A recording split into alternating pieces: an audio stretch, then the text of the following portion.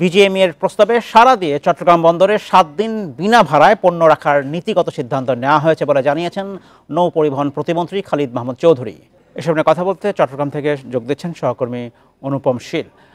অনুপম, আমরা বলছিলাম যে চট্টগ্রাম বন্দরে 7 দিন বিনা ভাড়ায় পণ্য রাখার যে নীতিগত সিদ্ধান্ত নেওয়া হয়েছে, এই বিষয়ে যারা পোর্ট ব্যবহারকারী উদ্যোক্তারা কি বলছেন?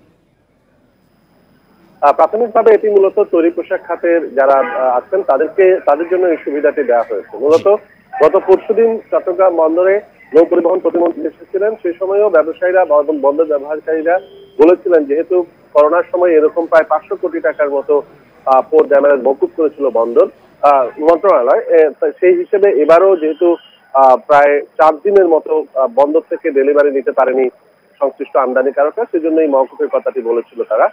তো সেই সময় নৌ পরিবহন প্রতিমন্ত্রী বলেছিলেন যে যদি ব্যবসায়ীরা বা ব্যবহারকারীরা এটি সঠিকভাবে তারা আবেদন জানায় তাহলে কিন্তু তারা এটি চিন্তা করবেন বা পর্যালোচনা করবেন। তা আজকে বিজিএমই দেখা করেছে, বিজিএমই পক্ষ থেকে এই আবেদনটি করা হয়েছে। সেই প্রেক্ষাপটেই আপাতত আমরা এখনো পর্যন্ত আসলে তারিখ নির্ধারণ হয়নি, তবে বিভিন্ন সূত্র থেকে যে খবর পাচ্ছি যে 17 জুলাই থেকে 23 জুলাই পর্যন্ত এই মওকুফের সময়টি ধার্য করা হয়েছে। অর্থাৎ এই সময়ের মধ্যে যারা বন্দরে কন্টেনার রেখেছিল তাদের আসলে ফি মওকুফ বা এই যে অতিরিক্ত যে ভাড়ার টাকাটা সেটি মওকুফ করার সিদ্ধান্ত ইতিমধ্যে গ্রহণ করা হয়েছে।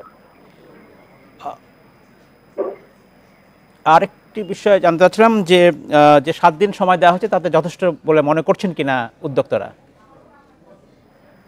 এখনো পর্যন্ত আসলে বিজিএমইএর পক্ষ থেকে এটিতে সন্তুষ্টি প্রকাশ করা হয়েছে। আরো এখানে অন্যান্য স্টেকহোল্ডাররা আছে, বিশেষ করে বিকেএমই বা অন্যান্য যে এখানে বিভিন্ন বাল্ক অ্যামাউন্টে যারা খোলা পণ্য নিয়ে আসেন তারাও আছেন, তারাও হয়তো আবেদন করবেন। তাদের বেলায় কি হবে সেটি পরের ব্যাপার, তবে এখন পর্যন্ত এটিতে অনেকটা স্বস্তি জানিয়েছে। অনেক ধন্যবাদ অনুপম শীল আমাদেরকে সময় দেওয়ার জন্য।